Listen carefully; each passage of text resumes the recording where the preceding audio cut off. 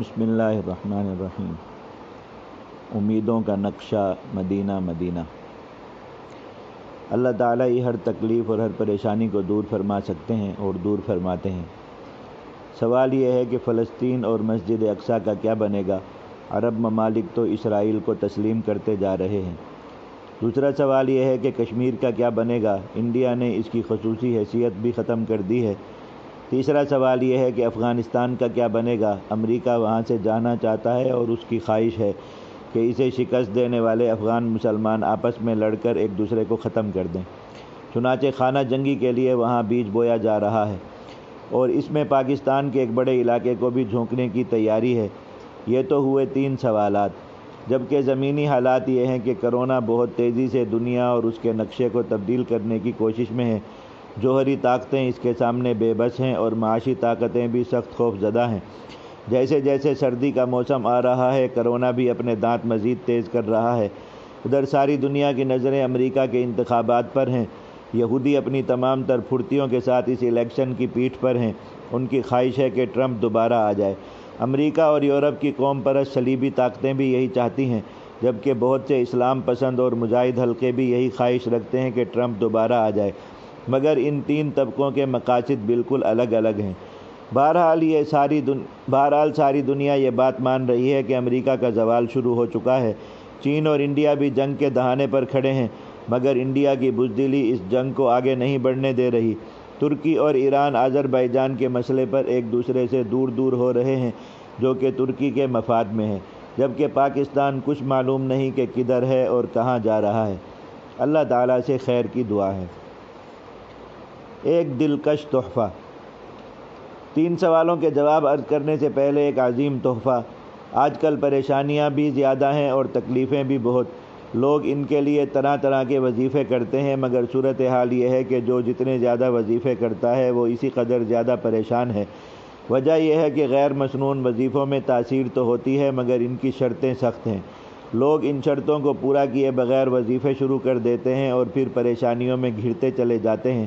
یہ لوگ اگر تمام غیر مسنون وظیفے چھوڑ دیں، جادو اور جنات کے وہم کو ذہن سے نکال دیں، روزی کے معاملہ میں اللہ تعالیٰ پر یقین رکھیں اور دوسرے لوگوں کو اپنا فرما بردار بنانے کا شوق دل سے نکال دیں، پھر اپنا یہی وقت تلاوت، درود شریف، مسنون دعاؤں اور موت کی تیاری کو دے دیں تو ان کی زندگی خوشی اور راحت سے بھر جائے گی انشاءاللہ۔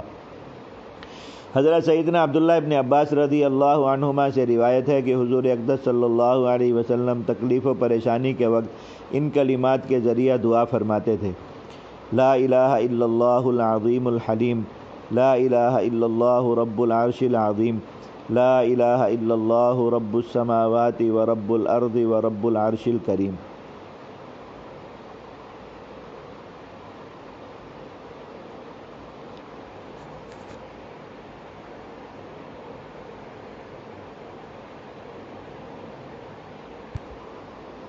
یہ مبارک، عظیم، مؤثر، طاقتور، روح پرور، پرکیف، جامع اور شاندار کلمات بالکل صحیح سند سے ثابت ہیں۔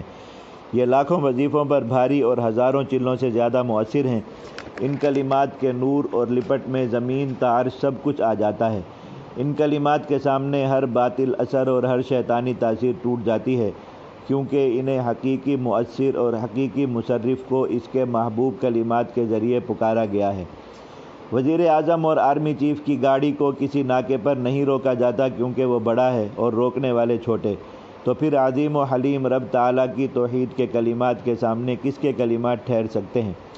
بری چیزیں تب اثر کرتی ہیں جب ان کو مانا جائے۔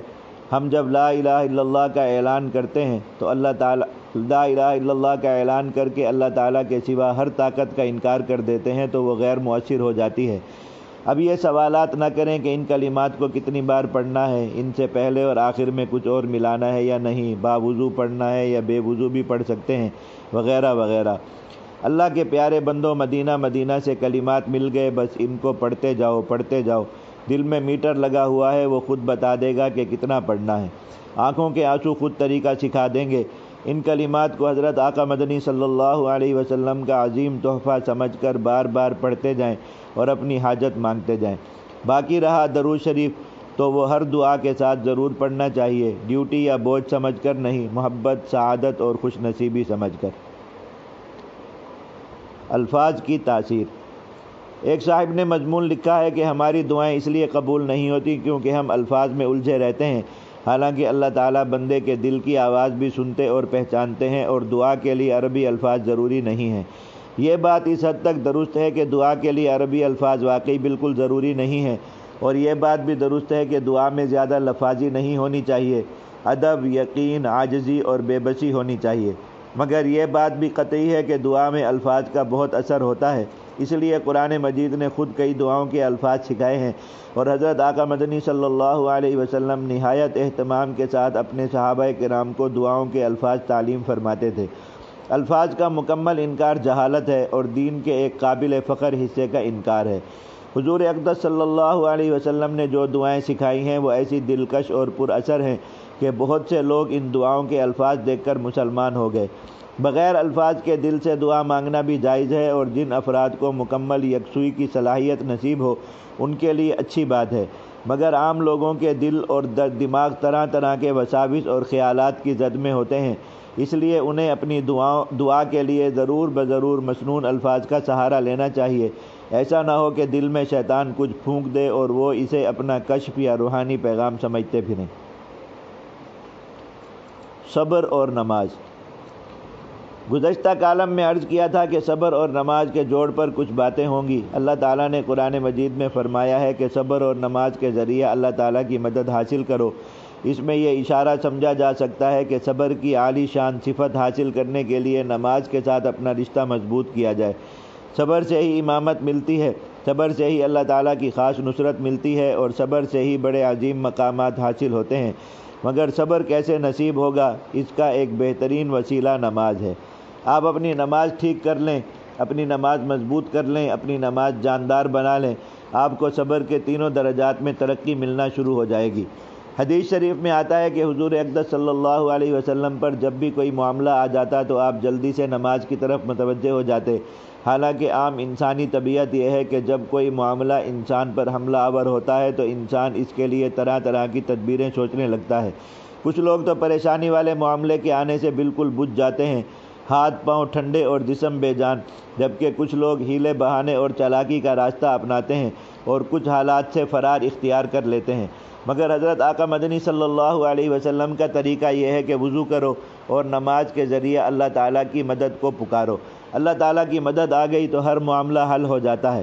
اللہ تعالیٰ کے نزدیک نہ کوئی سمندر بڑا ہے اور نہ کوئی پہاڑ، اللہ تعالیٰ کے سامنے نہ کوئی دشمن بڑا نہ کوئی بیماری، اللہ تعالیٰ کے سامنے نہ کوئی پریشانی بڑی نہ کوئی تکلیف۔ نماز میں اللہ تعالیٰ سے مناجات ہوتی ہے، اللہ تعالیٰ کے سامنے سجدے ہوتے ہیں اور اللہ تعالیٰ سے باتیں ہوتی ہیں۔ بے شک نماز فرش کو عرش سے جوڑنے کا بہترین ذریعہ ہے، مگر آج کل حالت یہ ہے کہ لوگ اگر آپ کو کوئی پریشانی بتائیں اور وظیفہ پوچھیں اور آپ ان کو صلاۃ الحاجہ کی طرف رہنمائی کریں تو وہ مایوس ہو جاتے ہیں، لیکن اگر ان کو بتا دیں کہ آپ فلاں غیر مسنون وظیفہ 3000 بار کریں، 5000 بار کریں تو خوش ہوتے ہیں، اور ساتھ اگر یہ بھی بتا دیں کہ جنگل جا کر وہاں کی مٹی لائیں، کسی اندھے کنویں سے کیچڑ لائیں، کسی قبرستان سے کنکریاں لائیں، ان پر یہ پڑھیں اور وہ پڑھیں تو وہ بہت متاثر ہوتے ہیں۔ اور اگر ان سے یہ جھوٹ بھی بول دیں کہ آپ پر بڑا سخت جادو ہے، معلوم نہیں آپ زندہ کیسے پھر رہے ہیں، تو بہت مطمئن اور خوش ہو کر آپ کو کامل ولی مان لیتے ہیں۔ استغفر اللہ، استغفر اللہ، استغفر اللہ۔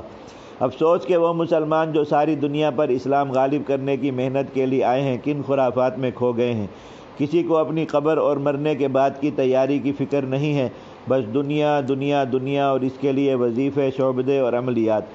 اللہ تعالیٰ کے لیے یہ طرز عمل چھوڑیں اور نماز کو اپنائیں۔ سنت کے مطابق نماز اور توجہ والی نماز، لوگوں کی بنائی ہوئی شرطوں سے پاک نماز، جو صورت دل چاہے پڑھیں۔ سارا قرآن مجید اللہ تعالیٰ کا کلام اور طاقت تاثیر سے بھرپور ہے۔ آپ کا جو مسئلہ بھی ہو اس کے لیے روز صلاۃ حاجت شروع کر دیں اور جب تک پورا نہ ہو اسے جاری رکھیں۔ اس کی برکت سے آپ کو آپ کی توقع سے بھی زیادہ ملے گا انشاءاللہ، اور نماز اور اس کے سجدے آخرت کا ذخیرہ بنتے جائیں گے، اور اس کی برکت سے ہمارے اندر صبر کی صفت پیدا ہوگی۔ سنیں سنیں، پکا سچا اعلان ہو رہا ہے کہ اللہ تعالیٰ صبر کرنے والوں کے ساتھ ہیں۔ پہلے سوال کا جواب۔ اسرائیل ایک ناجائز ملک ہے، یہ ظلم اور غضب کی بنیاد پر بنا ہے اور دیواروں کے پیچھے دوسروں کے سہارے قائم ہے۔ یہ جیسے جیسے دیواروں سے باہر نکلتا جائے گا اسی قدر کمزور اور غیر محفوظ ہوتا چلا جائے گا۔ عرب ممالک کا اسرائیل کو تسلیم کرنا افسوسناک اور قابل مذمت تو ہے، مگر یہ تقدیر و تدبیر کے ان مراحل کا حصہ ہے جن سے گزر کر مسجد اقصیٰ نے پھر آزاد ہونا ہے اور وہاں ایک بڑی جنگ نے برپا ہونا ہے۔ غزوہ بدر شریف کے بعد یہ دوسری ایسی جنگ ہوگی جس میں مسلمانوں کے لیے اترنے والی آسمانی امداد کو کھلی آنکھوں سے دیکھا جائے گا۔ اسرائیل کو تسلیم کرنے کے بعد عرب کی بہت سی حکومتیں زوال کا شکار ہوں گی، کئی حکمران خاندان سڑکوں کے بھکاری بنیں گے، نفاق اور اسلام الگ الگ ہوں گے، اسرائیل والوں کی بہت سی گردنیں مسلمانوں کی دسترس میں ہوں گی اور یوں معاملہ آگے بڑھے گا اور بالآخر فتح اسلام اور مسلمانوں کی ہوگی انشاءاللہ۔ دوسرے سوال کا جواب۔ کشمیر میں شہدائے کرام بستے ہیں، یہ اس مٹی میں اس لیے دفن ہوئے کہ ان کا خمیر اسی مٹی سے اٹھایا گیا تھا۔ اب وہ زیر زمین بڑی بڑی حکومتوں کے مالک ہیں، ہمیں اس میں ذرہ برابر شک نہیں۔ کشمیر کی خصوصی حیثیت وہ فریبی ٹافی تھی جو انڈیا نے کشمیریوں کے منہ میں دے کر ان سے ان کی آزادی چھین رکھی تھی۔ اب وہ دھوکہ ختم ہوا، تحریک بظاہر ٹھنڈی ہو چکی، انڈیا بظاہر مکمل قابض ہو چکا، مگر اہل نظر اسے یوں دیکھتے ہیں کہ تحریک کا بم ایک بارودی سرنگ کی طرح مٹی کے نیچے دفن ہوا ہے، یہ اچانک پھٹے گا، انڈیا کے تمام فوجی کشمیر میں پھنس جائیں گے انشاءاللہ۔ پریشانی کی بات یہ ہوگی کہ اتنے سارے اور اتنے گندے قیدیوں کا کیا کیا جائے۔ مذاق نہیں، یقین اور ذمہ داری سے لکھ رہا ہوں۔ شہدائے کرام مسکرا رہے ہیں، مودی نے اپنی قوم کو ہلاکت کے راستے پر ڈال دیا ہے۔ تیسرے سوال کا جواب۔